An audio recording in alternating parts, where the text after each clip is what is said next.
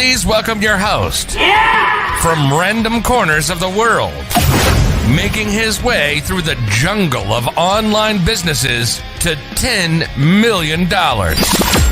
Anatoly Spector. And we are live with this crazy intro. How you doing, man? Oh, I'm well, thanks. I feel like I should have had boxing gloves on, actually, for that intro. Some very extreme music. For everyone who will be listening to us and watching, welcome. My name is Anatoly, and this is my journey getting to 10 million and talking to amazing people. Today, my guest is Adam Wright. Adam is the founder of Human Tonik, which is a supplement brand providing premium grade super green blend. It is 100% transparent with full ingredient labeling. We'll talk about why it is important. I'm a supplement seller as well. So there are some shady things in the supplement business. So we're going to talk about it, and you guys are going to learn why it is important. And Adam has a fascinating story. He was a triathlete as well as myself. I'm very fascinated to talk about that. We're going to talk about marketing, inventory, sales, everything you need to know to sell supplements and build a business. So please listen and watch, and let's do it. Adam, welcome to the show. Yeah, thanks for having me. Great to be here. Yeah, I'm very, very excited. I know that in the past, as I said, you were a professional triathlete. For people who listen to the show know that I did some triathlons as well. I actually did all the triathlon distances in 1 year, which was pretty fun, including Ironman. That was exciting. But how did you get in triathlon yourself? What motivated you to do it? It's funny, actually, because anyone who knew me at secondary school would be thinking, there's no way this kid ever got into triathlon. I actually hated sport at school. And it's only when I left school that I thought I need to do some exercise. And I can't actually remember what the trigger was to start running. And it's really funny because teachers at my secondary school were saying to me, you have to do some running every week. You're doing PE. I couldn't do it. When I left school, I started doing running and joined a running club. And actually, I was pretty good sort of middle distance runner, sort of 10K, 10 mile. I think my best 10K was 33 minutes. So it's pretty good fast. Yeah. That's very good. Yeah. And I can't remember what got me into triathlon, but I enjoyed cycling and I was a keen mountain biker. So I thought, let's try sort of cycling and I was cycling every week. So I was also doing my running, but swimming was the issue. I'm not sure what distance. Yeah. I don't know if you were a good swimmer, cyclist or runner, but swimming for me was awful. Yeah. To be honest, I did not know how to swim or cycle when I signed up for Ironman. I just signed up and I'm like, I'll learn it. And I agree, swimming is pretty hard. Yeah. I found that the thing I was really good at was cycling and then getting off the bike and actually being able to run pretty fast. I mean, you've got wobbly legs for the first, obviously, few minutes, haven't you? But I never did the Ironman. I was really keen to do that, but I never quite made it that far. But yeah, I just found that within the first few races I did, that I was moved to, I mean, these were like local races, like the professional or the expert sort of triathletes. So, and I was only sort of 18 at the time. So I found that, it was quite funny because everyone was watching this kid being swam over in the pool, because I was the last person to leave the pool by minutes. It looked like I was drowning and everyone else. I'm with you. I know exactly how you feel because, side note, when I was learning to swim, somebody was like, there's this amazing team of swimmers you should join. They called dolphins, and they usually swim at like 5 a.m. in the morning. So I would go there, and this lady who is training them, she's like, are you a triathlete? I'm like, yeah. She's like, okay, go on the last row. I'm like, what? Why last row? So I was like swimming with two other triathletes, and they would like do like 5 laps and I do 1, and then they would all go away, and I would have to stay in this pool for like an hour or something to just complete what they did, and they would like all laugh at me, but in the end, that paid off, I guess. I mean, I always thought it's the best way around though, because I'd rather have been a poor swimmer, but cycling was okay and running was the strength, because I found that when I was running, no one ever passed me. So that was a great feeling. And cycling, I was just okay. I mean, at the time though, I was incredibly light. I was 50 kilos. I was 6% body fat. Wow. And my VO2 max, I did sort of some treadmill tests on there, and it was about 67, which is pretty high. But then I was so light, 50 kilos. 50 kilos? Yeah. Like how? I don't know. That's my 3-year-old son is like 22, probably, maybe less. I don't want to. I don't want to give him extra kilos, but that's 50 is very light. Yeah, I mean. Yeah, I had no fat on me whatsoever, and so I could sprint up hills, and like power to weight ratio is huge. But the problem is I was doing well in the few years I was doing triathlon, and because I was coaching myself, I ended up overtraining. So I did so much training. I mean, I was doing, on a Wednesday night, I would do a 10-hour run session with the club, and we do it. We would do 65 minutes, and this was like a steady run, so it's a decent 10-mile time. And then on Thursday lunchtime I do hill repeats, so I do eight sprints up like a zigzag like hill. So in the end, by the time I got to the weekend, I was tired, and I didn't have the sort of the knowledge or the experience to realize that what I needed to do is just calm down and just spread out the training more. So I got pretty sick one Christmas, and we suspect it was glandular fever. And basically your tonsils really swell up. It's super uncomfortable, and you end up exhausted. And because I never took the sort of the month off that you should do when you're that sick, after a few weeks I started training, and in the end, basically, I got chronic fatigue syndrome from overtraining. So that was my sort of support sort of career, over really. Which so you have to give it all. Like is it curable or it's not curable? You just like when you get there, you're like, okay, I'm done with it. I mean, you get it to varying degrees. Back then, no one knew what chronic fatigue syndrome was. I mean, actually, I'd go to the doctor and they say, "Oh, you just happen to get, an upper respiratory illness. You're low. You just need to take some antibiotics." And I did that because I didn't really know any better back then. And after a year of antibiotics, sort of 5 or 6 times, you realize that this is not working. So in the end, I was sleeping 12, 13, 14 hours a night. I was exhausted. So not that we want to bring up the pandemic stuff that's happening at the moment, but in fact, the long COVID, it was the symptoms of chronic fatigue syndrome. So I can sort of relate to that. But in the end, I was just trying to exercise, get back into sport, and because I would exercise for 2 or 3 weeks and find I would get sick again. In the end, I gave up, and then soon 50 kilos turned to 60, and 6% body fat turned to about 28. It happens quickly once you. Definitely.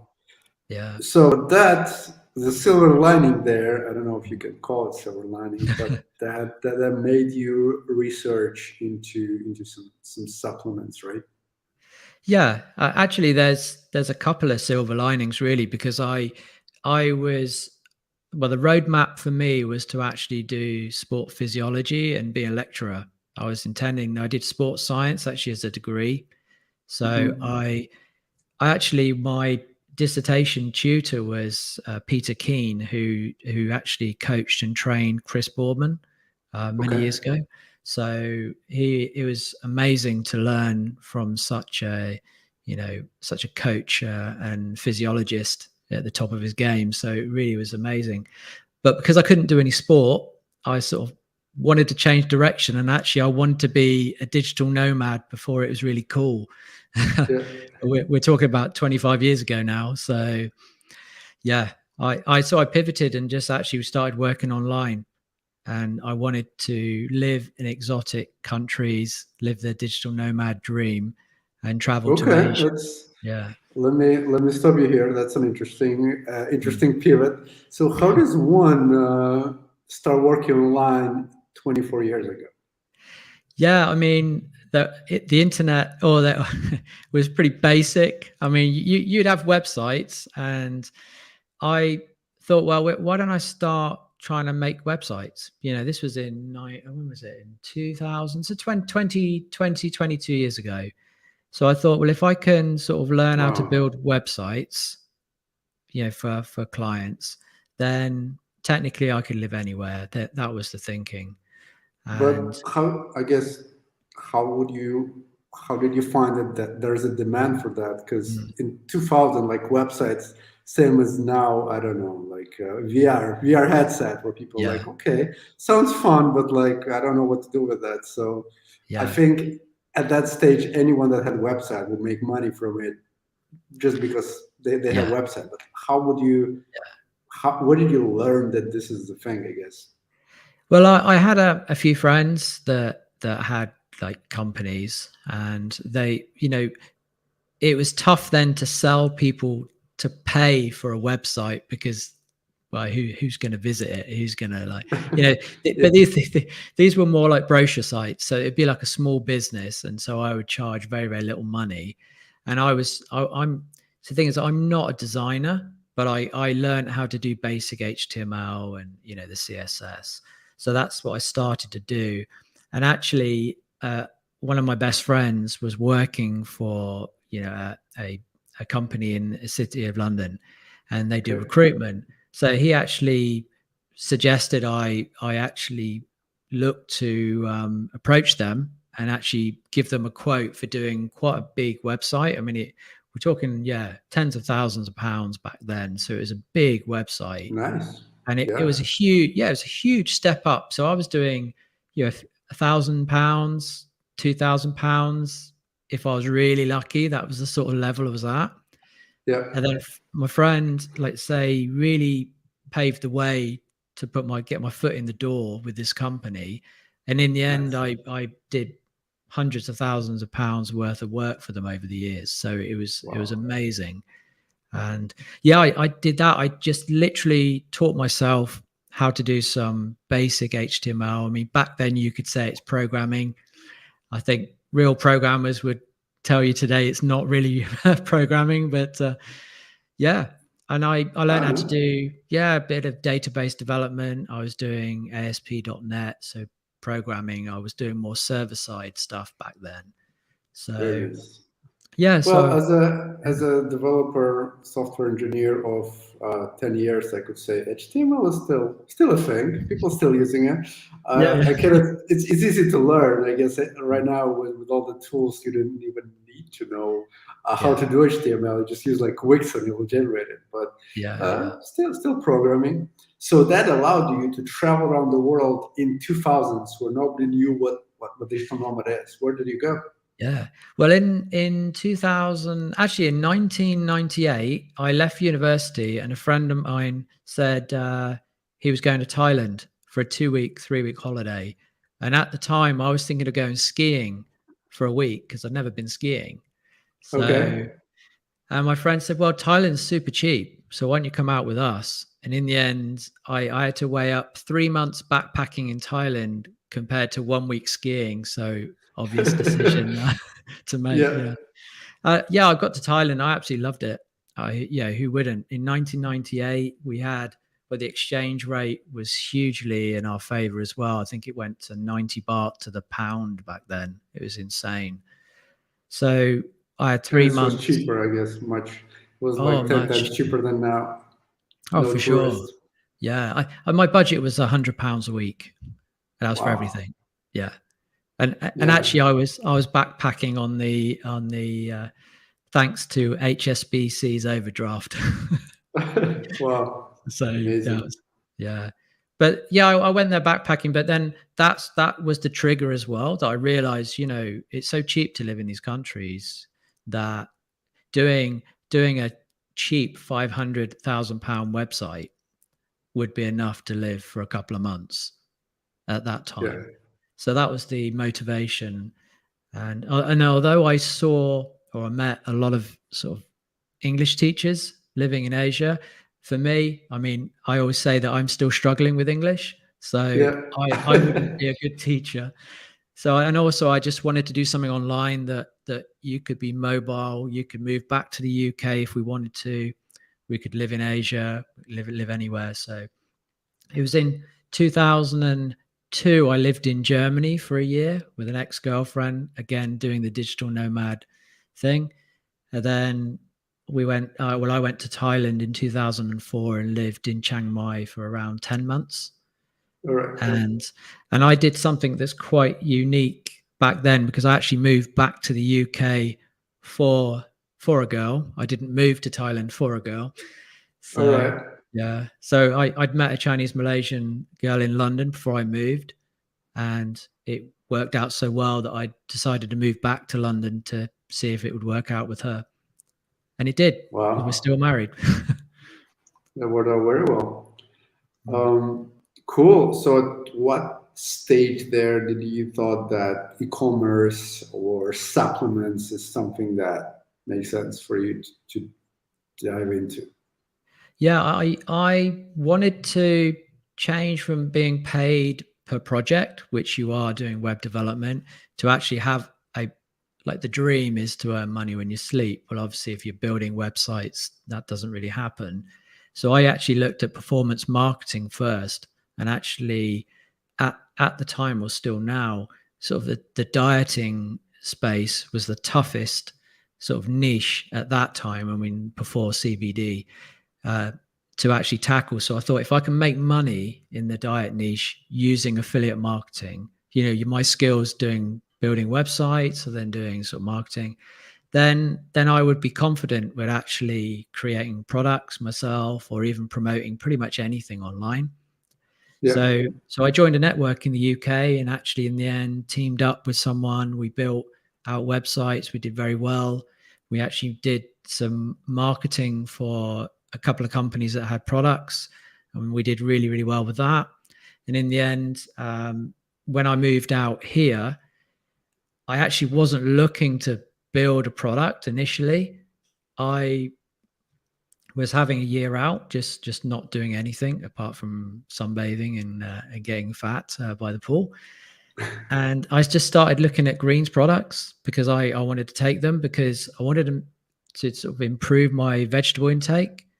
Because I don't know if you find in Bali, in Malaysia, the food is amazing, but if you want to eat veggies, you have to order a vegetable dish. You don't get many vegetables within a dish.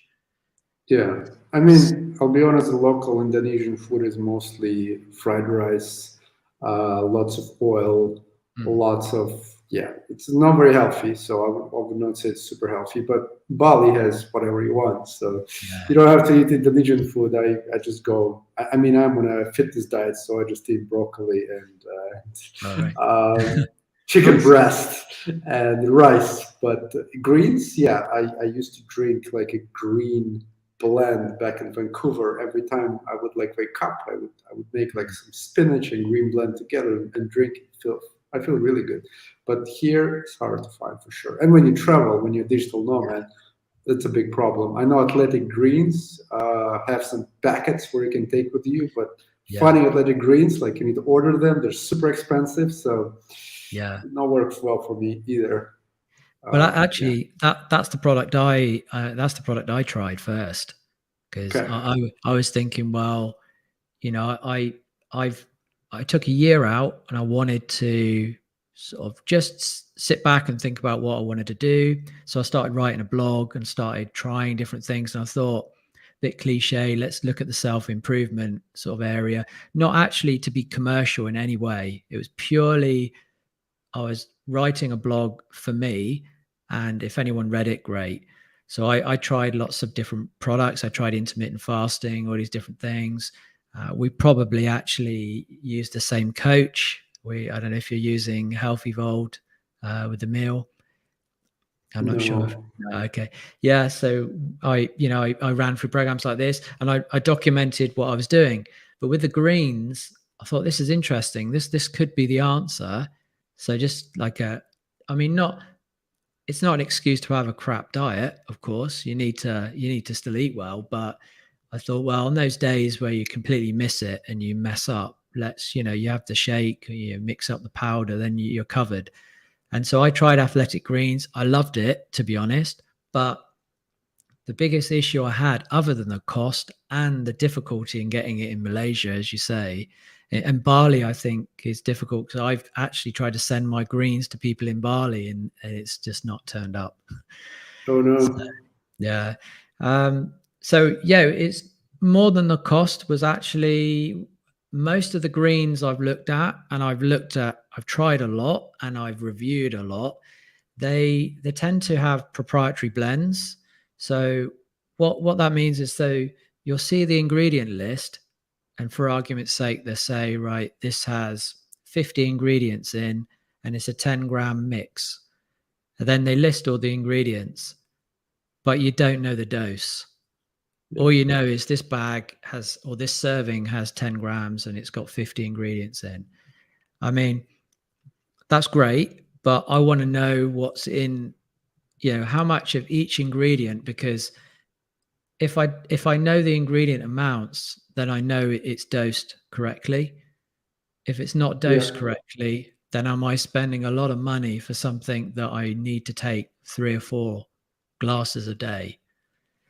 And this is the problem I found with pretty much, I would say, 97% to put a figure out of the products I looked at in the green space. So in the end, I'll be honest, that's across all the supplements. Yeah. Most of them proprietary blends.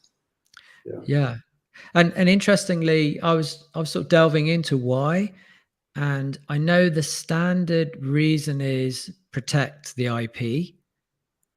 So, and I don't know. I mean, I think you can actually, I mean, it's not cheap, but you can reverse engineer what's the makeup of a supplement if you really, really wanted to. So I don't think really that's a good enough reason. Obviously, the other end is that companies may be purposely underdosing, and so it's not actually going to be as effective as it says on the label. So for me, this was a big issue, because if I'm going to spend $100 a month, I want to know what's in it. So in the end, I thought, well, you know what? I know chronic fatigue is still an issue for me, and it is still lingering. I'm much better than I was, but it's still an issue. So I thought, well, what are the issues that I have? And if I can literally cherry pick the ingredients that I know have some data behind it, and they actually have some scientific data to support the claims, then that's the holy grail. I can make this product.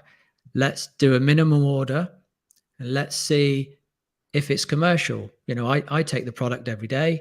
Let's see if it's actually commercial. So I spent about 18 months sort of on and off, like trying to make the formula so it tastes good. It has basically the immune sort of ingredients, has the greens, and it has the brain component, because my memory is not the best. And, you have this brain fog with chronic fatigue. And to be honest, lack of energy. I mean, all these things people can relate to without having chronic fatigue or anything like that. Yeah. Being a dad is the classic one. Not sleeping. Yeah. Oh, for sure. I mean, actually, this was the trigger as well. I mean, we've both got young kids. My kids are 6 and 9, and it's tough. It's Very tough. Yeah. They've got boundless energy, and you're just trying to keep up. So that's how Super Green Tonic started. I wrote about products. I researched ingredients. I went to a manufacturer in the US, and we looked at what is doable, what also could be commercial. Yeah. And actually, the irony is that when they helped with the label, and when they first showed me the label, they showed it as a proprietary blend. I was like, yeah. No way.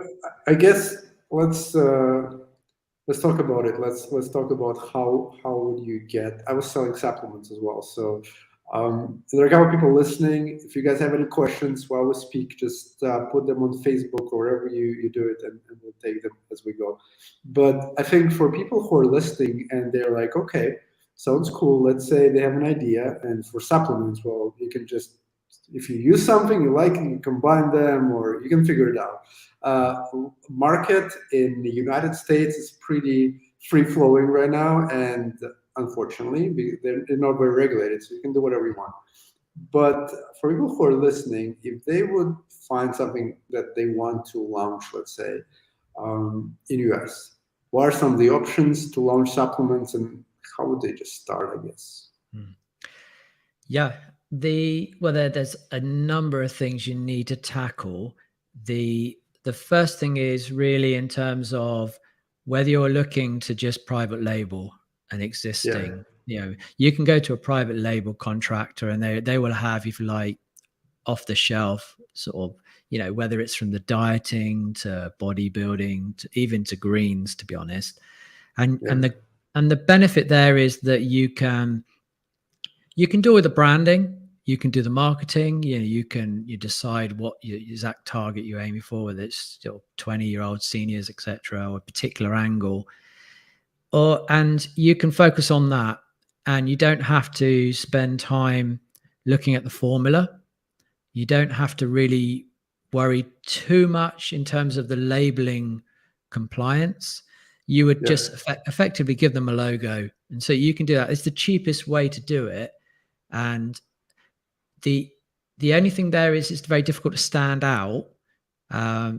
You can create a brand, and you can do that. And I know many people do, especially on Amazon. For me though, because I went from the other side wanting a particular formula. So if you're looking at it just because you want to, I mean, there are some very good off the shelf formulas, so that it's not that you have to go the contract bespoke route. You don't have to at all. It's just you can get to market a lot quicker. You can spend a lot less money. Your order volumes, your minimum order quantity is super low. I mean, there are companies in the US, UK, you can order like 20 bottles. That's it. For my supplements, I think you can order one. You can just order one bottle if you want. I think they have a lot of in stock already, so you just pay for printing a label. They'll print the label and you can order anything. So I mean, the downside is that anyone can do it.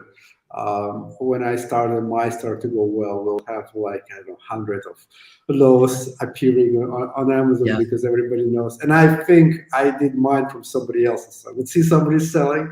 I would go find what they do to find private label. You go to Google and you say green blend private label. It will get you a bunch of them. So just you don't even have to call them. You can order from website or something like that. So it's very easy these days to do. Yeah, very. It's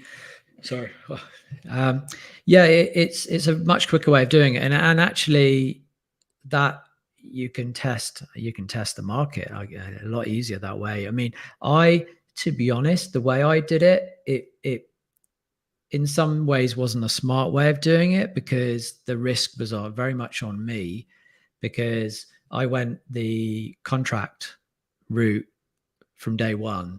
And so the time, I mean, production is 3 or 4 months. Okay. So it's a long time, which makes it then quite a cash flow. So, I mean, I invested my own money. So I started with $70,000 of my own money. Not all of that was inventory, but I did pay for some branding and stuff like this. And, I'm not a graphic designer. I could do all the coding, and I put the websites all together and that. The first sites looked like they had been developed in 2000. They were pretty shoddy actually, but But the contract route, I like that, because you can put your stamp on a product. You can make it yours. That's not to say that someone can copy it. I mean, someone could copy Super Green Tonic, It's entirely possible. So for me, you've got to make this brand more than just the ingredients. So what I liked about this, I mean, I'm really not used to being front and center. In all of the businesses I've done before, I've never been on a podcast, never done any video, never had my face on a web page, nothing. So it actually made me really uncomfortable. 2 years ago, when I started doing this, having my picture online, I didn't like it. But the thing I like about it now is that because it made me uncomfortable, this is something that actually makes this product a little bit more unique, because there's a backstory, and it's a genuine backstory. And it's a product I did for me, and there's other products we'll be releasing as well this year. And it's all because I want to take these, and I know there's people like me that want to do it. So, but yeah, the short answer, if you want to start quickly, you have an idea, you have a brand idea, you have a target market, private labeling is without doubt the easiest and probably the quickest way of doing it. If you have slightly deeper pockets and you don't mind, and you have the luxury of time, then you can look at doing the contract route. But the risk is higher, of course. I mean, I could have flicked the switch on Super Green Tonic and we could have been sat. I mean, the first order was 1,500 tubs. So 1,500, okay. So there could have been 1,500 tubs in the 3PL waiting to be purchased. So that was the risk. But we made sales from day one. So in the end, that's okay. Yeah. Now we're getting to the juice of that. And secret sauce. Before we talk about super sauce, for sure, I launched some supplements and nobody would buy them. I'll be honest. Some of them were really good, but some of them, I remember I was launching a keto BHB salt. So that was like, I don't even know what it is, to be honest, but people with keto use it. That's how good I was.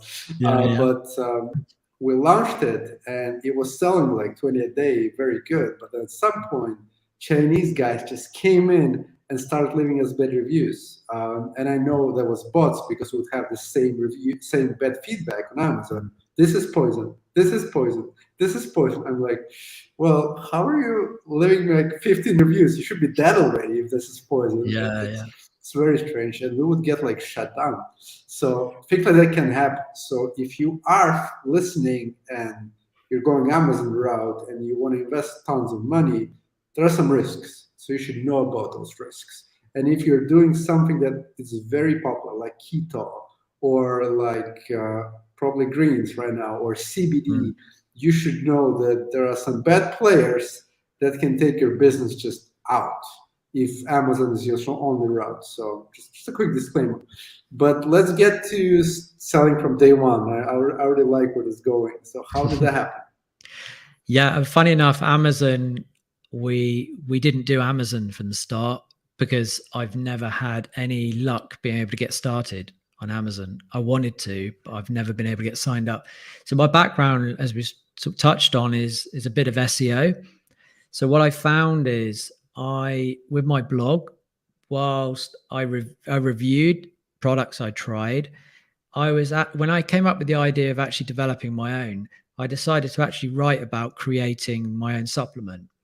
So actually I wrote probably about 60, 70,000 words on my blog about creating the brand.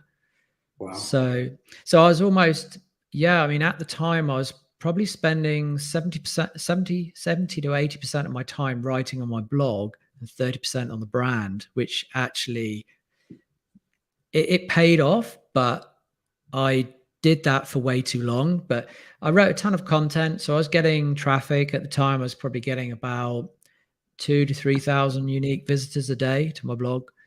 Wow. So did you do any advertising apart from doing SEO content, I guess?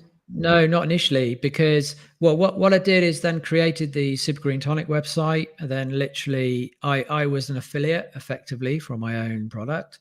And I actually had people, this what blew me away. I actually had some emails and some comments on the website asking me when is the product available, and Amazing. which was amazing. What, in hindsight, I should have done a much better launch. I mean, I could have had like a pop-up with, put your email address in, and once it's a no-brainer now if I ever did this again. Yeah. But it was tough. I mean, the irony is, from day one, the website was live, or the product was live. We made sales. I mean, we didn't make large number of sales. We made, I think, 2 or 3 sales that day, and then it kept on. But it was a lot. 99% of products have 0 sales on day one. Yeah, I mean, but it was a long, the blogging journey, and it was a good. I mean, the blog was about 15 months old, 16 months old. The blogging about creating a product was a good 8 months. And the irony is that I actually said I'd create the brand in 3 months, and it took about, it took 8 months initially to get it live, and then we tweaked it for like another year to get it better. That's a good point. That's actually a really important point, because you always underestimate how long it will take.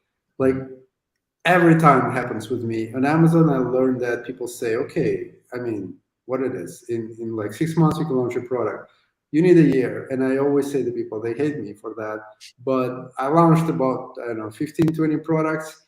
If you do like private label and you're very lucky, you might get it in 6 months. Like, if it's already ready and waiting for somewhere, you probably can figure it out.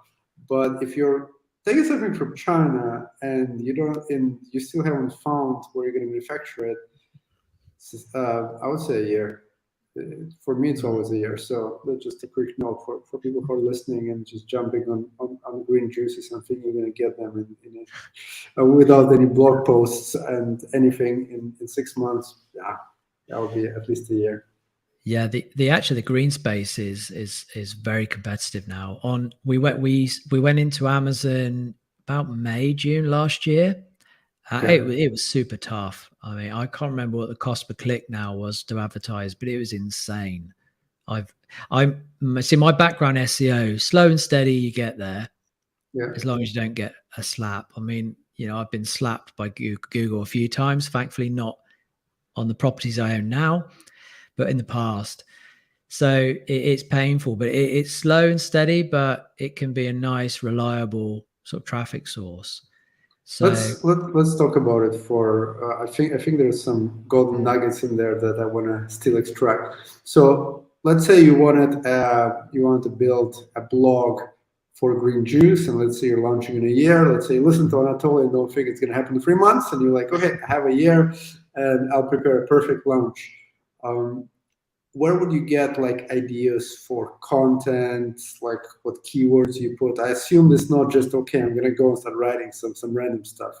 It's a very targeted way of doing it, right? Yeah, I mean, initially I did that. It was very random. I mean, anyone looking at my blog would think so. There are really random topics, and because it was not commercial. But obviously now, because there is a commercial element to it, so I'll use tools like the one, and I'll probably say it incorrectly, because Ahrefs, so ahrefs.com. And I mean, it's not a cheap tool, but you can go in there, you can look at other websites, you can get a list of effectively their keywords, what they're ranking for. You can get ideas you can put a subject in there or a keyword, and it will look at all of the related sort of keywords. So you can build out a massive list. I've written so much about greens that actually I was struggling what to write actually at the moment. But yeah, you can use other tools. There is another tool that I was trying recently, but I can't remember the name of it. It's really, really good. It looks at more long tail. So it's not like, so you try and rank for green powders.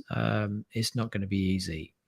It's not, because they're super competitive. The keyword. But it's also very broad. Yeah. I mean, true. I would say it's not broad once you start, but when you have like hundreds of competitors, there people don't understand. They're like, okay, I'll go for I don't know, green smoothies or whatever. Well, it was good. Like 5 years ago, you could probably rank for that. But right now you need to find your niche. even if you're just launching. And correct me if I'm wrong, but that's my thought these days. Like if it's like just 2 words of something competitive that has like 100,000 searches, just forget about it. You are getting too broad. You need to find, I don't know, green smoothies for veterans. If you think veterans are the ones who are using it, that would be an amazing way how you build your content, how you build targeting, and everything else. That's a quick tip from me, and I'm launching quite pretty often. Yeah, I mean, a lot of the SEO pros these days are saying that if you're building out, but the other thing is if you're building out a site, a completely new site, you're not going to get really any traction for a year. It's tough, SEO back in the day. I mean, I remember I was on page 1 in google.com for diet pills like many years ago, but ironically, like you've said there, I wasn't making that many sales with it because it's still very broad. My web traffic at the time, I got lots of traffic from that keyword, but the sales were much, much lower from that keyword, from something more targeted. So that's the same thing. And if you actually are building a website from scratch, you've either got to invest a lot of time yourself doing it and be prepared to have a look at sort of basic SEO. I mean, you don't have to go too granular. You can look at, to be honest, I don't go technically into the SEO to a huge level. I just look at enough that's going to get me placements and to get me traffic, because I'm not a full-time SEO. I'm doing a number of jobs. I'm doing a good enough job to get me 90% there. And that's, I do sometimes get experts to have a look at what I'm doing to make sure I'm on point. And mostly, they might suggest a few things, but mostly I'm there.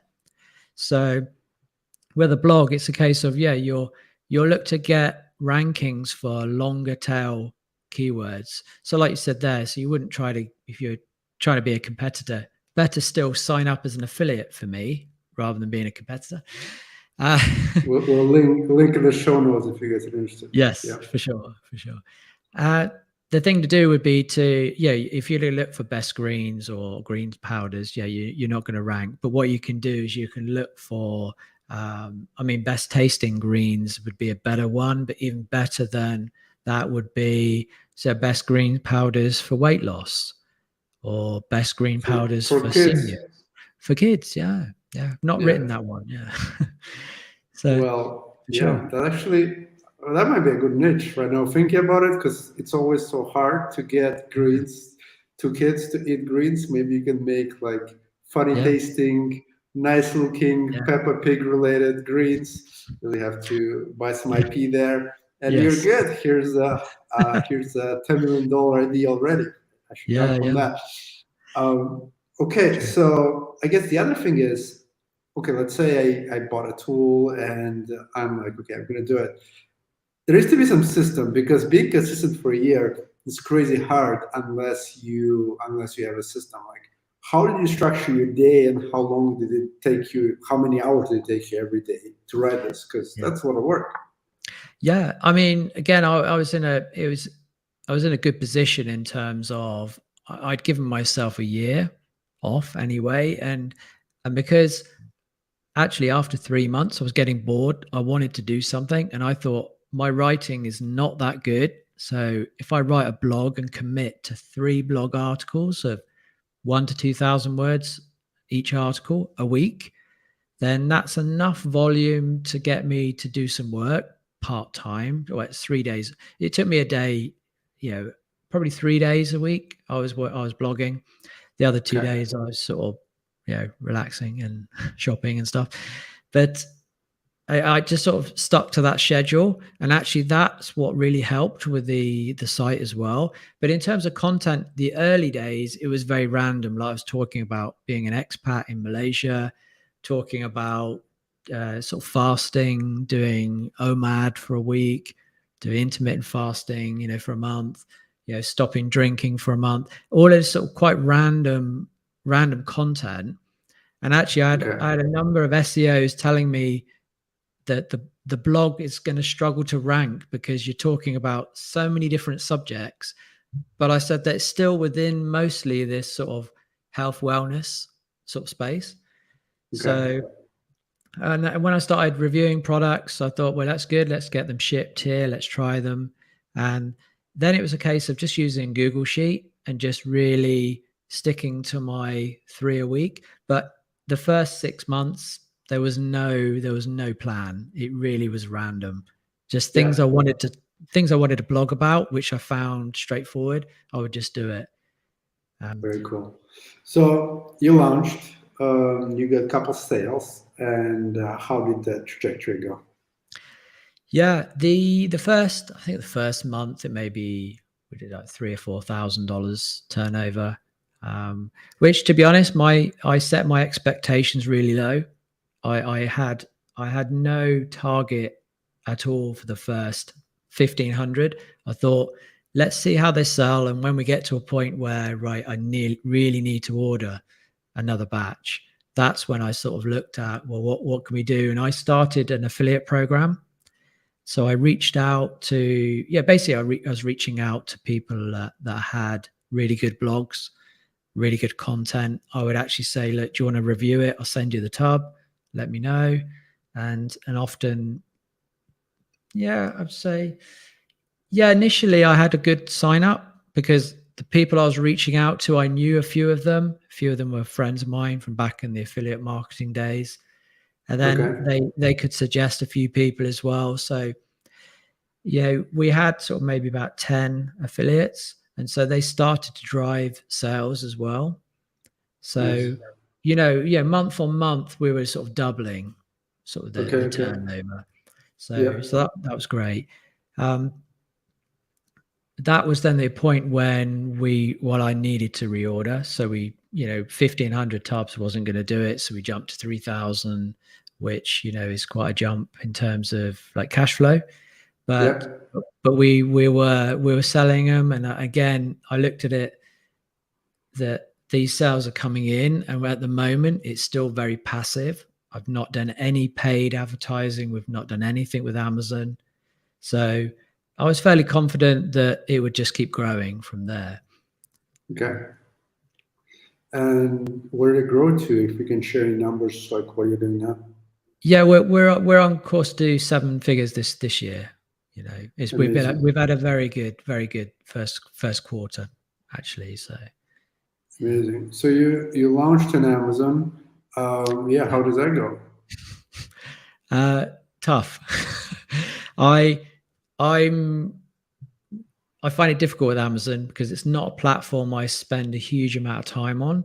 So actually, I got an agency to help me, and they were good in setting expectations, because before going on Amazon, I had this belief that, right, like the old days when you build a website, you build the website, there come.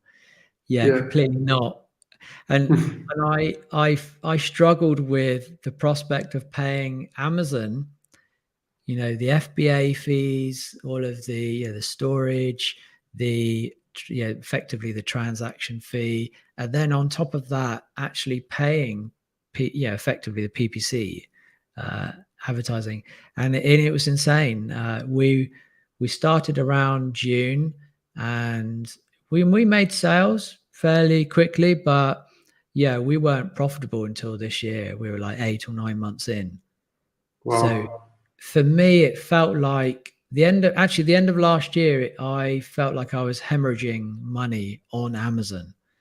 And it got to the point where in January, I was going to give it January. And if we didn't turn a corner in January, I was going to stop Amazon, to be honest. Okay. I just found it that tough. And because I've never been on Amazon before, so it's completely new. So I was there thinking, right, well, I'm going to give it a good 9 months, 10 months to see how we do. But it was getting better, but not enough. And it just seemed that it would, at this sort of this rate, it was going to take another year. And I just thought we'd better allocate the budget elsewhere if that's the case. But thankfully, we actually had a sort of a a brand refresh in October, November last year. So we actually redid the label, and we did the logo, redid the colors, and we partly did it so that it looks better on Amazon. Very important. That's something I never appreciated back 3 years ago when we was looking at the design of the tub. Even like the form of the tub and how that looks on a listing was completely not anything I was considering. But yeah, I was talking to someone actually 2 days ago, and this guy's making leather bags, and he was like, "Can I sell those bags on Amazon?" And I'm like, "Well, Amazon is completely different from anything else." And thing that I told him, and he's like, he got it right away, that Amazon is a search engine. Amazon is not a shop. If your main image is not better, if your product does not look better or different than other products, you'll never succeed in Amazon. And you're gonna have like the most amazing product, but if you can showcase it, let's say you have just vegan leather, some people do it, they just like create a differentiator as vegan leather. I'm like, we'll never go on Amazon because nobody knows that it's vegan leather when they look at your product, and they don't read your titles, they don't care. It's just a search engine. So when people got that, I think this is where shit happens, because you just need to showcase it so much better on Amazon than on your website, let's say, where everybody who comes, well, you're already selling them. You can put worse images, but it's only your product. People see like 15 amazing products, and yours is as amazing, but have like, I don't know, 5 reviews, and they have 100 reviews. They'll never buy yours. Yeah. So that's what I learned hard way as well. Had to really adjust my expectations, how well we do like imaging, how we hire the most amazing like the video teams and photo teams and models. Because if you don't do that on Amazon, not gonna win. Yeah, I mean, yeah, and the challenge, but it goes beyond just the visuals though, because it's also the price point. Because with Amazon, it can very, very quickly become a race to the bottom.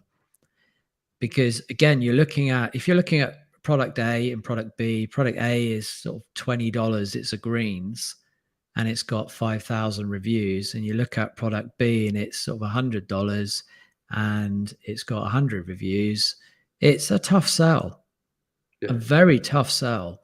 So it's actually what's been interesting, because I did all the support for their business. In fact, I ran this completely myself up until recently. So yeah, it's a full-time job, but it wasn't stressful. I actually enjoy it, but there are periods like last year that were tough for a number of reasons, which we can delve into later if you want. But it's on Amazon. It was the fact that the tub is tall and thin. It looks different to a lot of the greens products, but that was intentional. And I'm actually glad I didn't take the advice from a few friends actually in the e-com space, because they were really unsure about my branding, because it's a black tub with green and white and blue, and a lot of people were telling me, well, why is it black? That's not, greens products are either green or white. They've got vegetables all over the packaging. Yeah. And I said, I mean, there are some brands that do an amazing job, but I said, that's the problem. They a lot of them look the same. Yeah. So the idea of black tub for me is it stands out. So it looks more premium as well. Yeah. For exactly. people, more for men. And I mean, what we do is, again, little side note of how I do this right now. We use a tool called Pixel.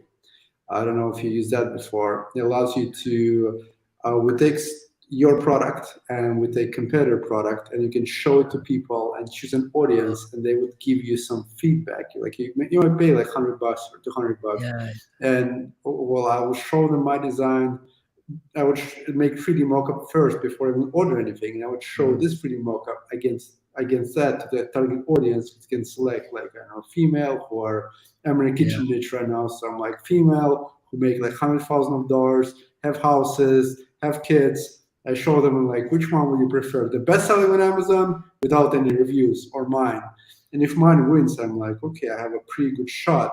If I put that, I can at least take some of the sales from them because they choose mine against bestsellers. So if somebody's launching, I'll recommend that. If you do pickfood.com 10-minute journey, I'm an affiliate, so you'll get some free tests.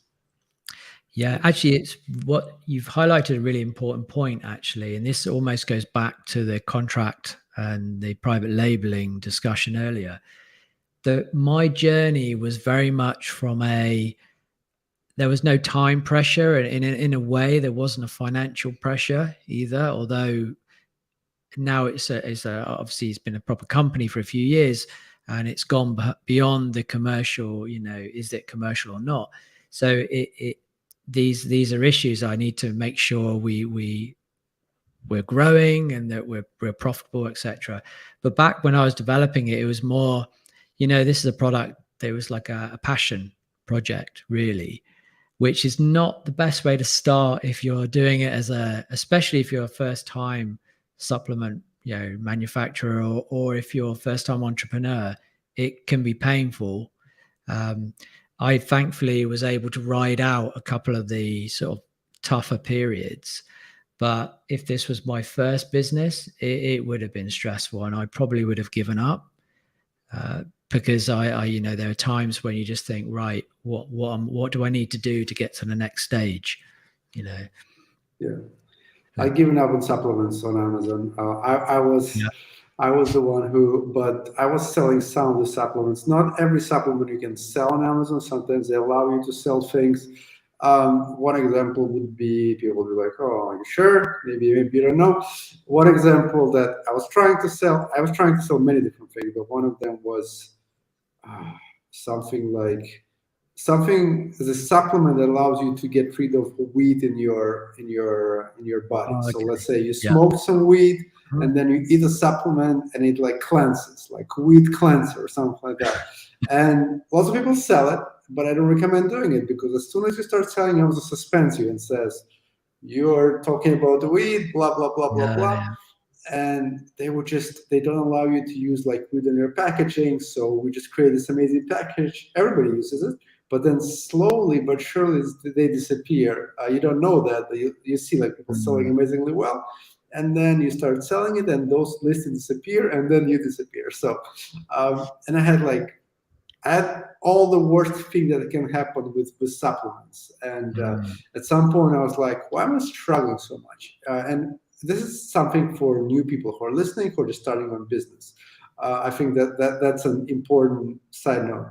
I was like, I can just sell other products. I'm really good at designing products and making them sell because I understand branding, I think. And the things I launch, people buy, but sometimes I launch things that are not sort of the best for the platform.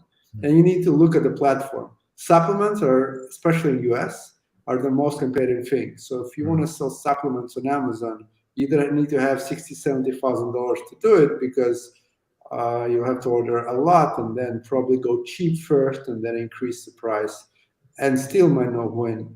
Or you need to create something really, really new that is not there yet, which is also possible. So I'm not saying it's impossible, but going private label route on Amazon would not probably work. And I would recommend just people choose different niche.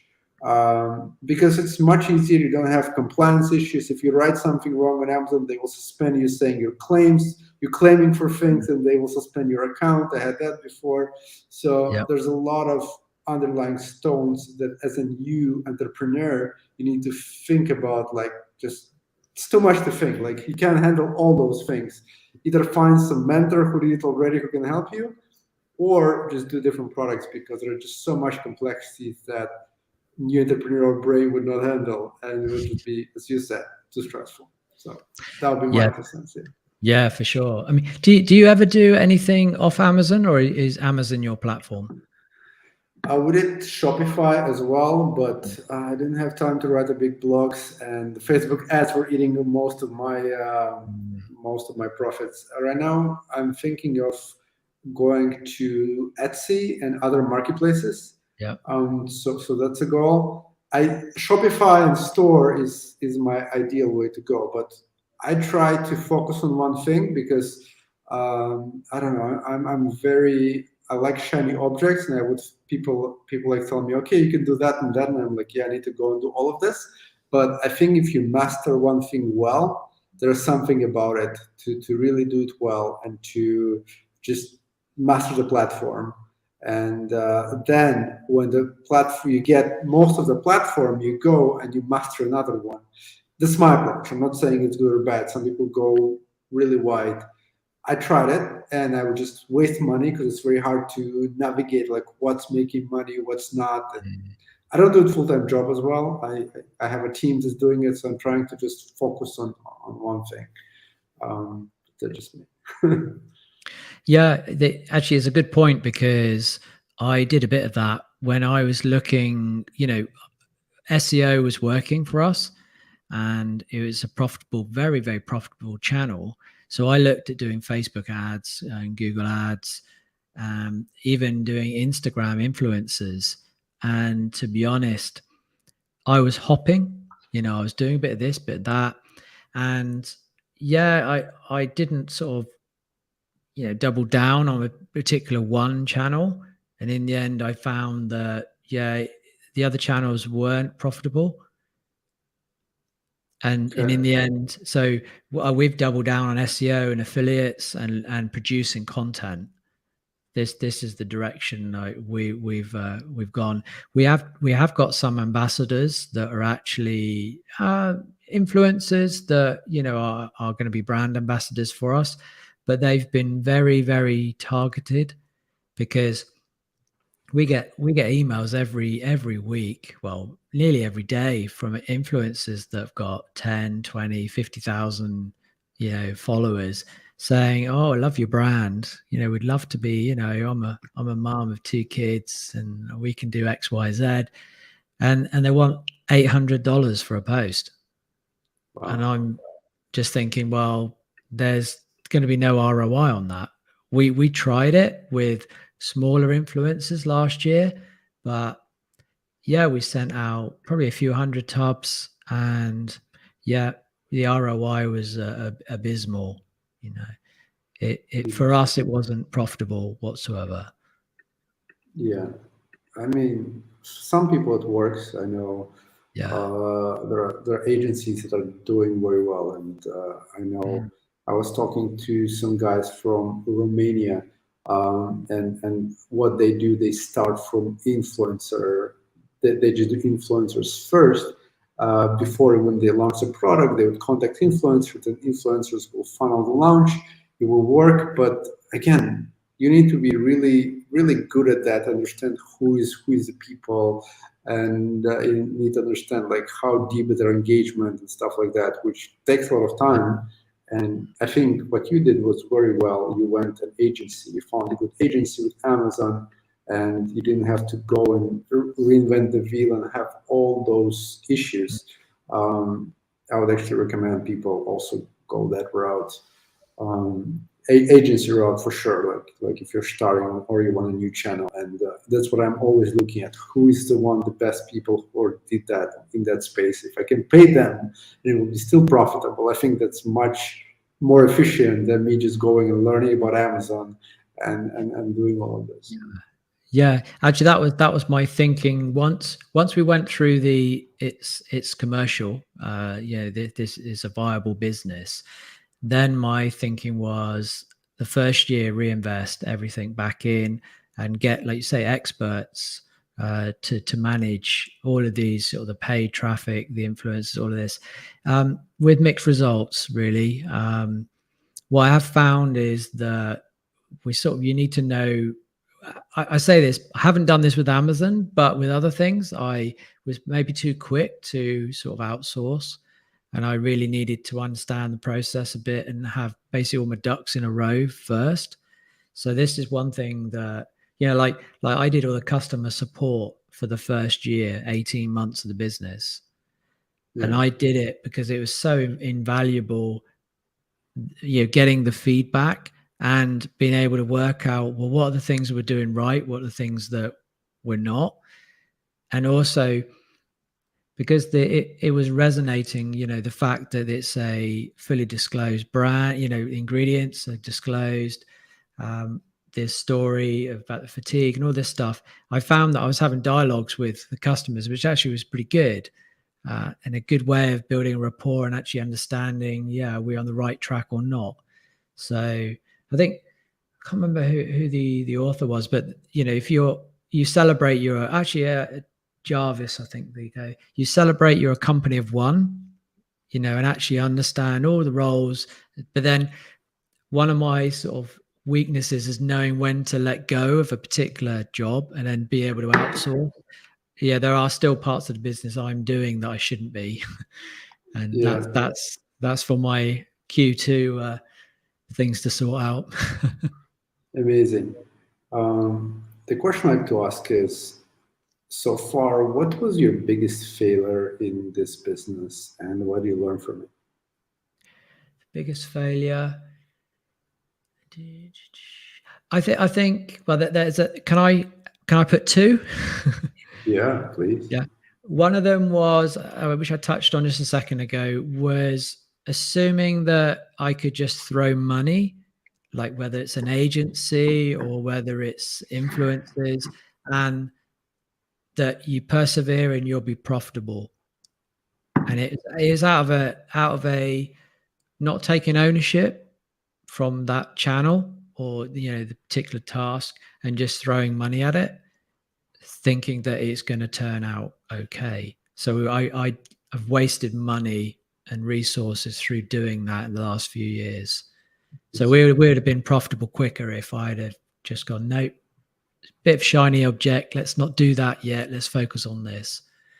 How would you, like looking back, if you would go back, what system would you use to decide if it's something worth throwing money at? I don't like the word throwing, but since we're using the word throwing, is that something worth investing in, or something not worth? Any structure, any strategy that we use? That's a really good question. Yeah, I don't have an exact answer to it. I think looking at sort of proven case studies for it working in your niche. I mean, the classic, like the example we can use is the influencers. Like, it's the biggest thing to do is to get a whole bunch of influencers creating content, promoting your product. And I've seen it used for a lot of products, and even in the supplement niche, but not in this particular, not seeing it done with a product that's at the higher end. So if this was like your example, if this was a keto product or a teeth whitening product, I mean, these are brands that you see all the time on Instagram, and it's they, I think, would be easier to market that way than this type of product. And it's actually knowing, and this was a mistake I made, is knowing what demographic is most prevalent on a particular channel. So, Instagram, whilst we're on Instagram, our target audience is our main target audience isn't probably on Instagram, or there's a crossover, but Instagram's still a younger audience. So it's more Facebook, more PPC for us. So I spent a long time messing about with Instagram, trying to understand it. And I'm actually not that much further forward, really. And now I don't do a lot on the platform. We're pretty much the bare minimum, but we are looking to do a bit more. But for me, I'm not convinced that that's a channel that's necessarily going to be worth spending a lot of time on at this stage. There's a lot more we could do. Yeah, definitely. Yeah, I'd say green is like biohacking. So there's a lot of biohacking communities somewhere, like there are forums, and there are probably some Discord servers. Twitter is good for people who are sort of forward looking into those things, though it gets in some weird places often. But yeah, Instagram is, and again, male and female, I think it's also super, super important. So if you're targeting female, Instagram is probably better. If you're targeting male, probably Twitter is better. So yeah, it's a bunch of, you really need to, I think the good strategy there that you mentioned is you need to exactly know who are the people who buy it, who are you talking to, make sure that they do understand what you're showing them, and then probably checking out, like what I would do is if somebody emails me and says, okay, I like it or whatever, I would look at them, maybe it's like try to find them on LinkedIn, then try to find, okay, what social media accounts they have, where they're active, and then you build like a profile. Okay, this is a female, she has this, and that. And then I would say, okay, if you have lots of those profiles, then you probably know who these people are. And if these people are not who you expect it with, well, maybe you need to change your product, or maybe if these people are, it's demographic that suits you, maybe you should just change where you talk to. And actually linked to that is actually knowing, and you get this with doing the support, is actually knowing that just some customers aren't for you. I mean, I really, and this is maybe not politically correct, but the customer isn't always right. And actually there are times where you just, and now actually, maybe it's just a natural progress of a business. So you're not like desperate for every single sale, but for me, actually, I want it to be a good fit in terms of if a customer is trying to get the product as the cheapest price possible, then I think they're probably not going to be the long-term customer for us because our product isn't cheap. Yeah. So, and if someone's looking for a cheap greens, well, they wouldn't buy our product, to be honest. They would go to Walgreens and they'd spend $20, $30 because if they've, obviously there's a financial constraint issue, which is slightly different.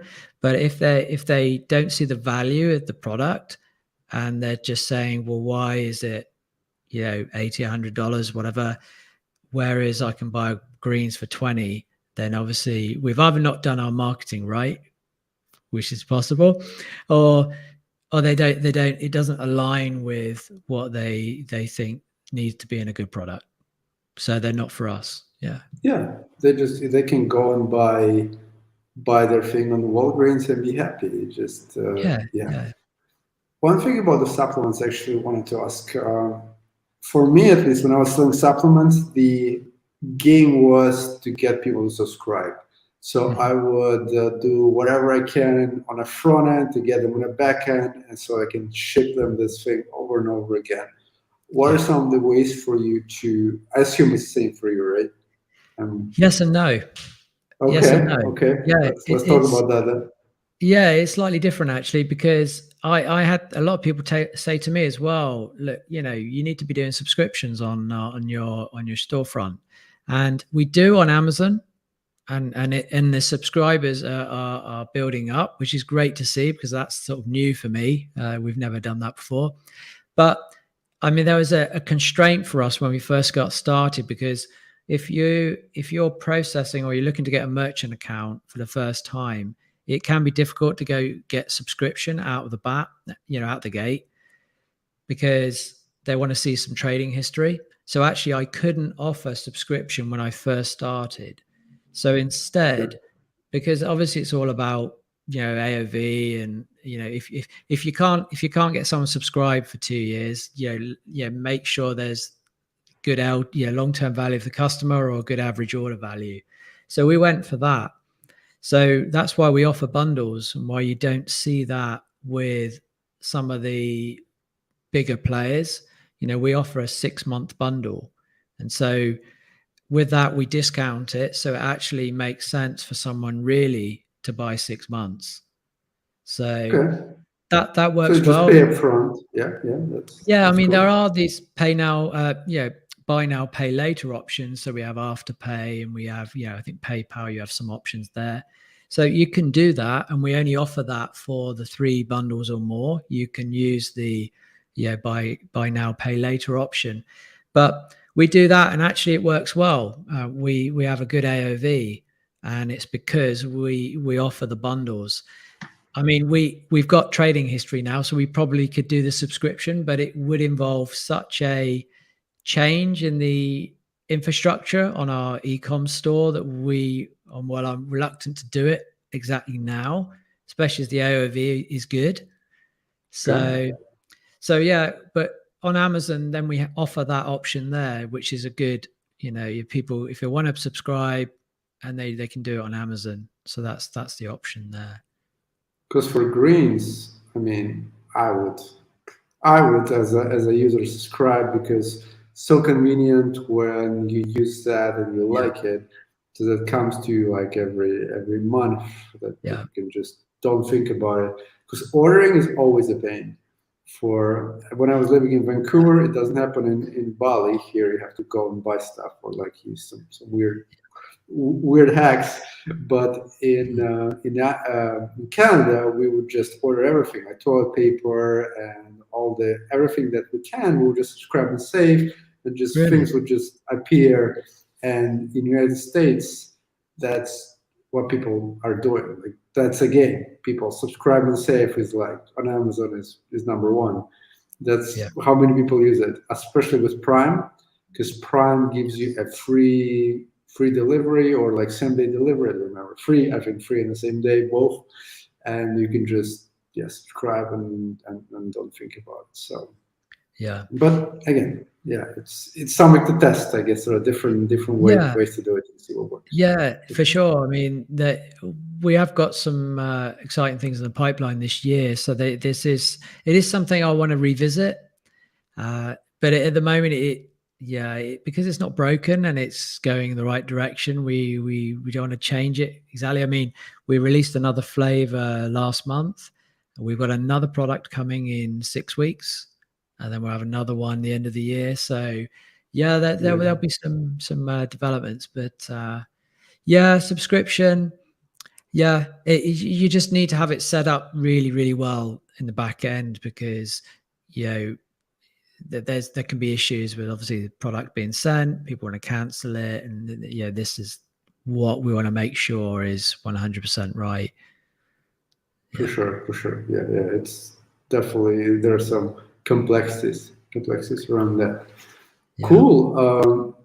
I want to move to the section that is called rapid fire questions.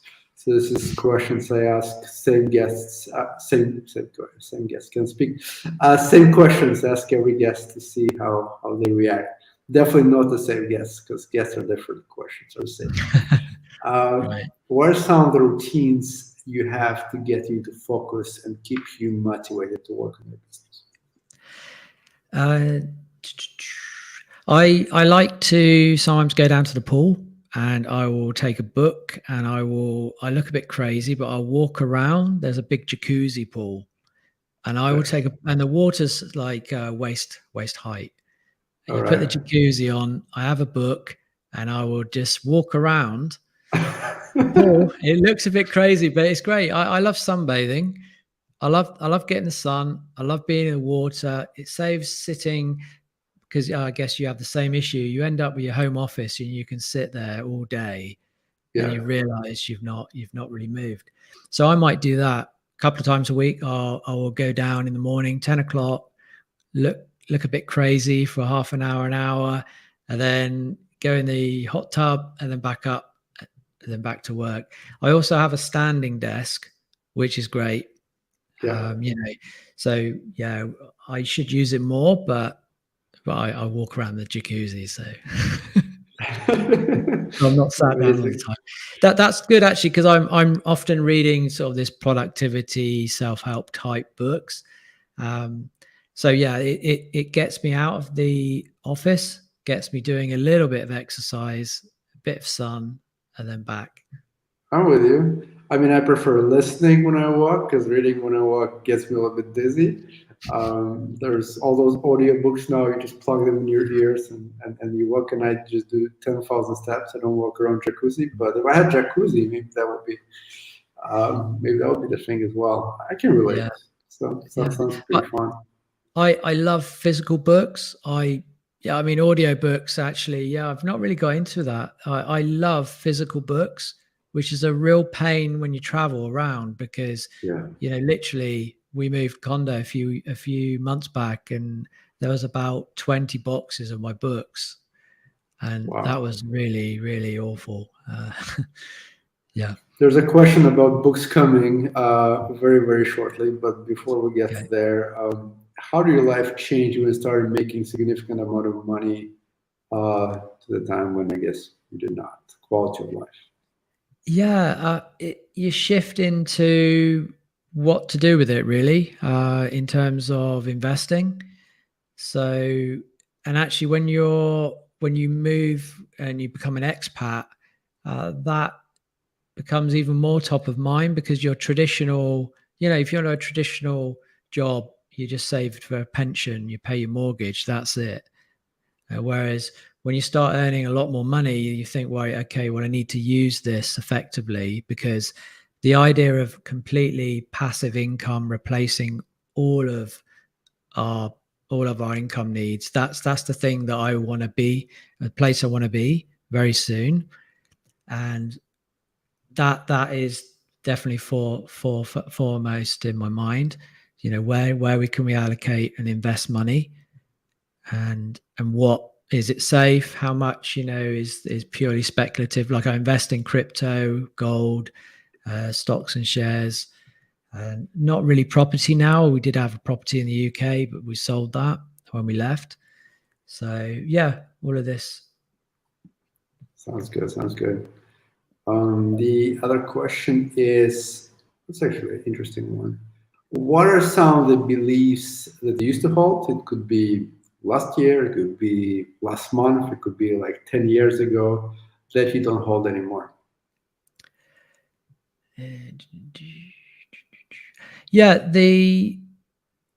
about job security, I used to always think that being employed, this is quite a while ago now, because I like to say self-unemployed for like 20 years now, but back then I used to think that if you're employed, you had security, but yeah, we know that that's not the case.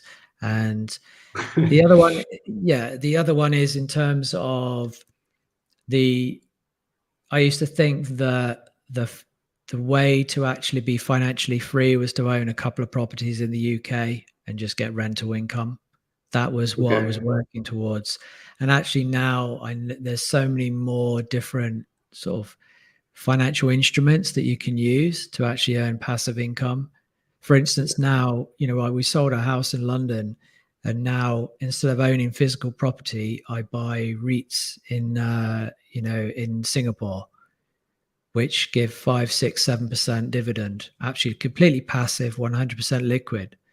So I used to think property, it's bricks and mortar, it's tangible, something to invest in. But actually now I like the fact that we can invest in, like, say, whether it's stable coin or whether it's REITs giving you 6%, 7%. Yeah, because I guess something I did not understand, I think many who invest don't understand in properties, and I'm not a property expert by no means, but the fact is that you have to manage it. So if you're investing in something, that's like your business. Because if you don't manage it, it depreciates because it's getting worse, and you have to also maintain it and stuff like that. Where, I mean, the returns are there, but it gets an expense that you need to work on that. That's like your job. Yeah.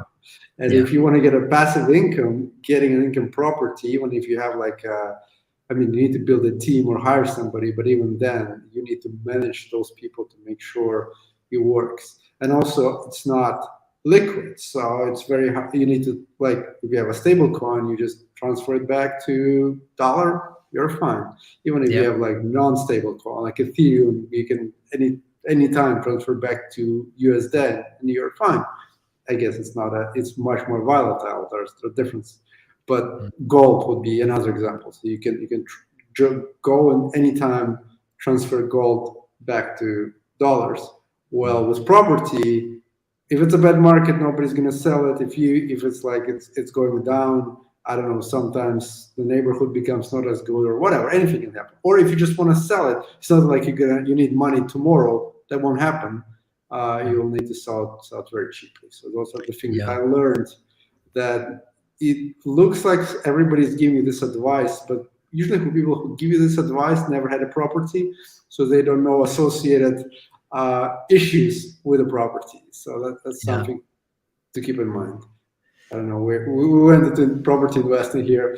That doesn't happen very often. So the other thing for us, I made the mistake of mixing the usage. So I would look at property as an investment, but these were properties I lived in. So they weren't investment properties. It was my home, or my wife and I's home. And then we moved out and we rented it out. And it's weird. And when you know you're not going to go back, you just think, we've got all that capital tied up in the house.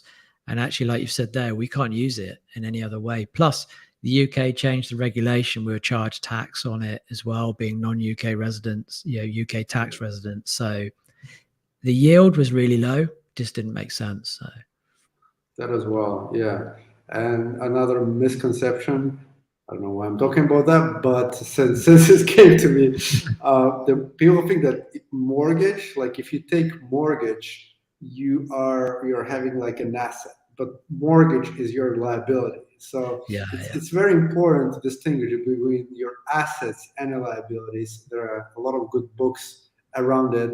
I think the best one is Rich Dad, Poor Dad by Robert Kiyosaki. Like, if I'm going to stop here, if you guys want to learn more about real estate, just read the guy who knows about real estate. And I'll shut up and say, I don't know nothing about real estate. So I don't invest in it either. So books. What are some of the books that influence you the most in your journey and really help you to? It can be productivity books, it can be mindset books, anything. Yeah. Well, this is a huge cliche, and I think everyone talks about this book. You can probably even guess what I'm going to say. Yeah, for our work week. That's the one. Yeah, I don't know if you've read it. Yeah, I did. Yeah. I mean, like, I read that when I was doing web development, looking to create my own business, earn money when you sleep. So yeah, that was the one that made me think, I could move to Thailand, I could earn money online. So definitely that book. I like I can't remember his first name, A Company of One, Jarvis is. Okay, well, we'll find it out and put in the show notes. I haven't read that one. So yeah, it's interesting. I mean, the main thing I get from it is that, especially being an entrepreneur and sort of earning money online, it tends to be a bit of a, right, let's talk about the numbers. Let's get, it's like, I mean, you're on your 10 million journey, but sometimes it can be very much on what numbers you're doing. You know, grow as big as you can, as fast as you can, and that's the aim.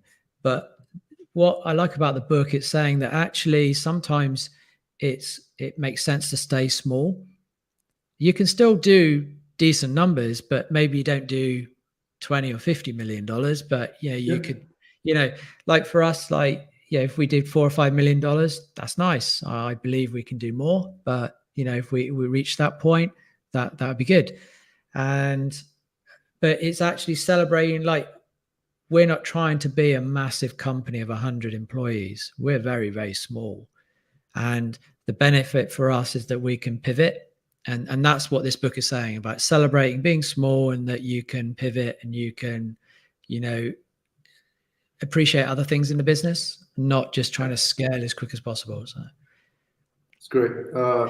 Side note, scaling as quick as possible also is definitely not my goal. This podcast is probably like 5-year adventure, maybe more. Like, I'm not in a rush, and it's called, actually 10 million is skews a little bit, because some people think that the whole podcast is just getting there quick, getting Yeah, rich quick kind of thing.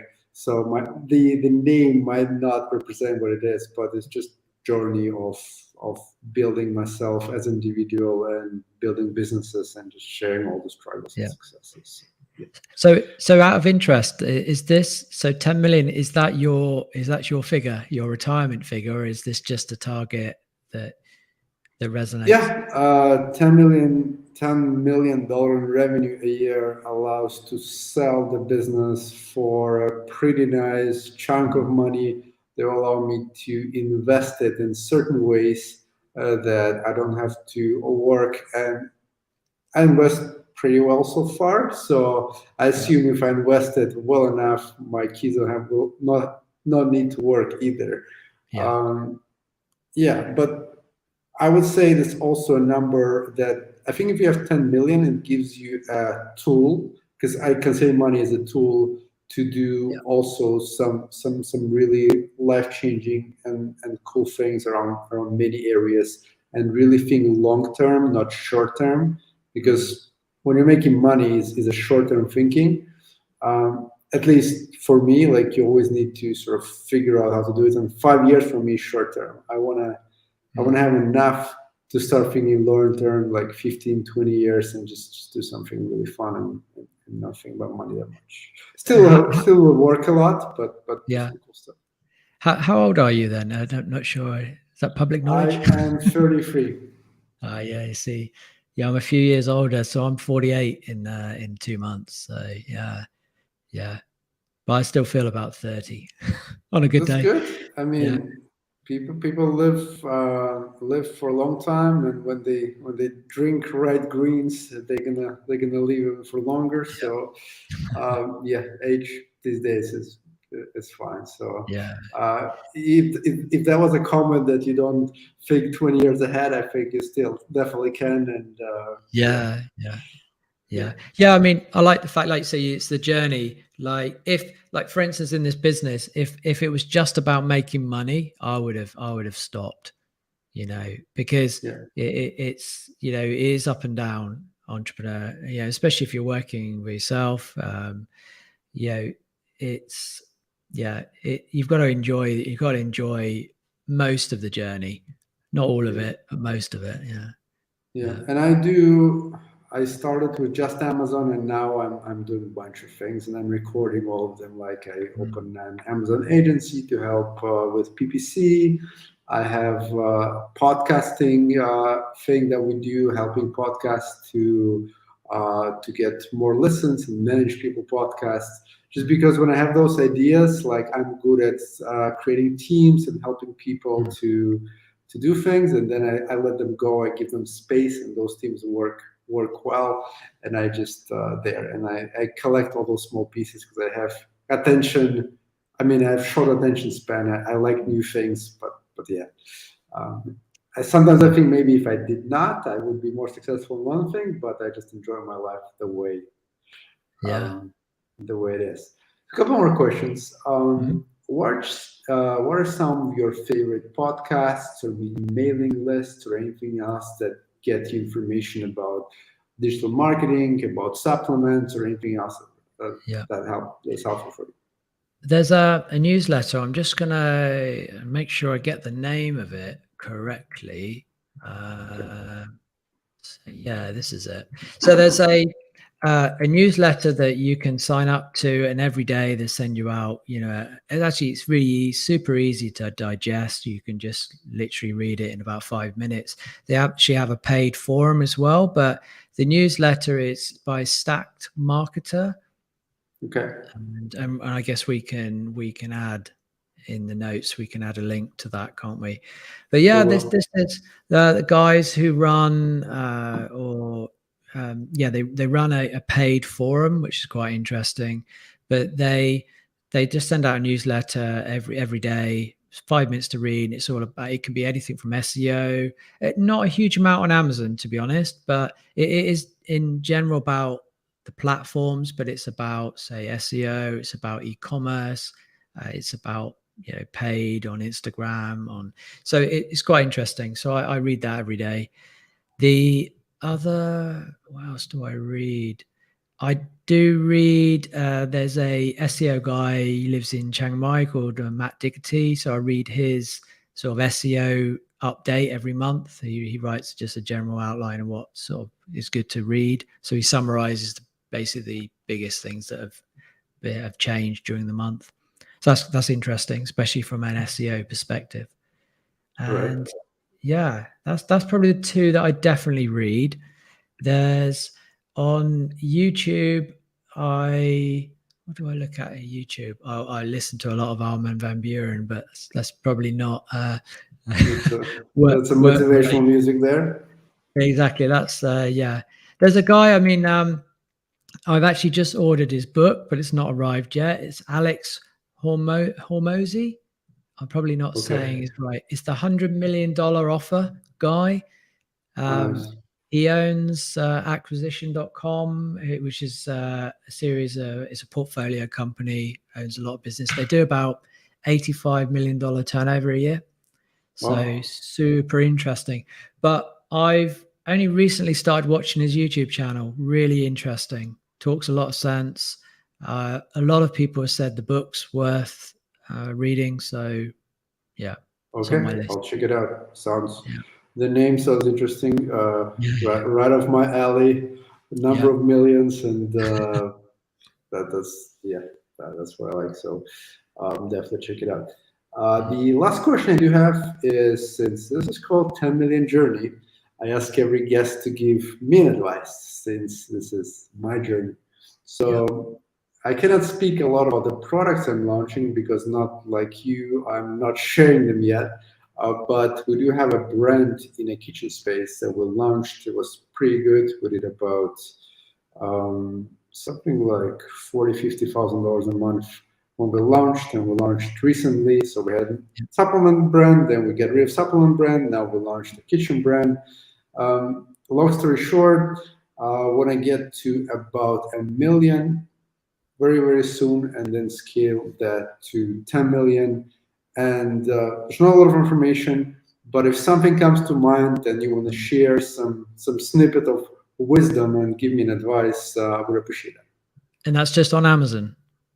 Yeah. Just on Amazon. Yeah. Yes. I guess, can you do your advice can be anything. We do sell just I thought you were asking, we sell just on Amazon. We do sell just on Amazon, but your advice can be SEO or anything at all.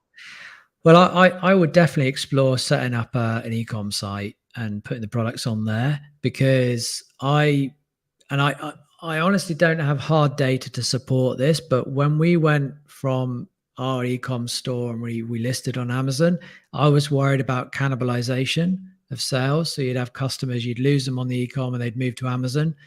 But what the agency shared with me, and I don't know, more of a gut feeling, is that that both platforms actually increase the brand awareness rather than necessarily cannibalize. Some people want to buy and will only buy on Amazon, but some other people would be more than happy to buy on your e-com store, and they would prefer to.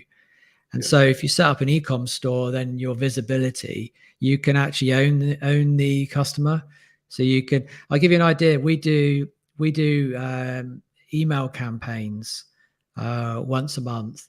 Sometimes an email or 2 emails can trigger $20,000 in sales.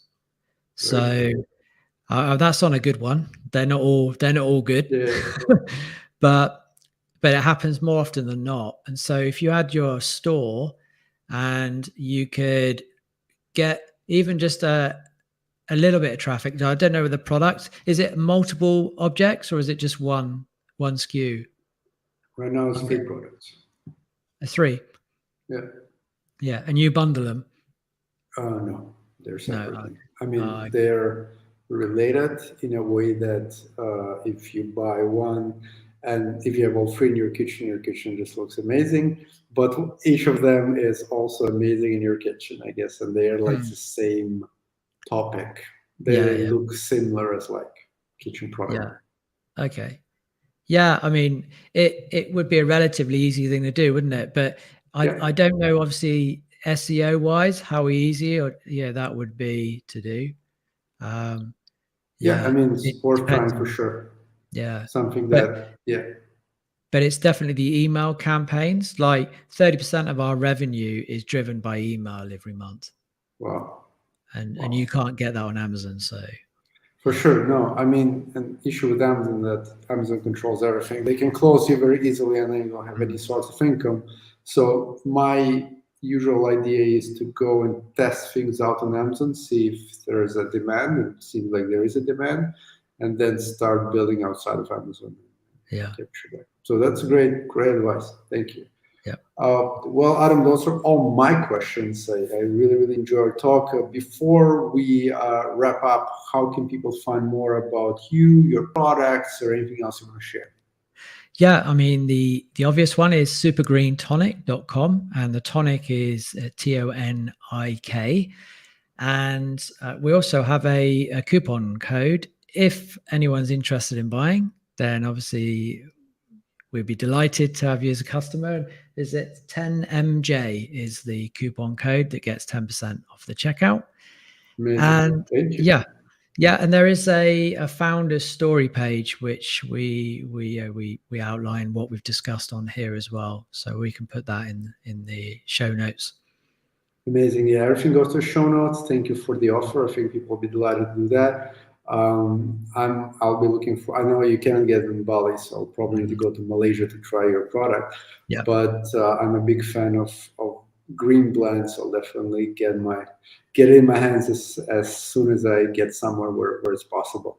Thank you. Great story and really inspiring. I wish you best of luck. Hopefully we'll talk again and see how your progress goes. But any parting words before we go? No, I've been really enjoyed it. I've not done a lot of podcasts, but this has been great. Yeah. Thank you. And for everyone listening, you guys can subscribe to us. Everything is down below. And if you're listening and not watching, then 10-minute journey everywhere you go, and you'll be able to find. And I'll talk to you next. Bye-bye. Cheers.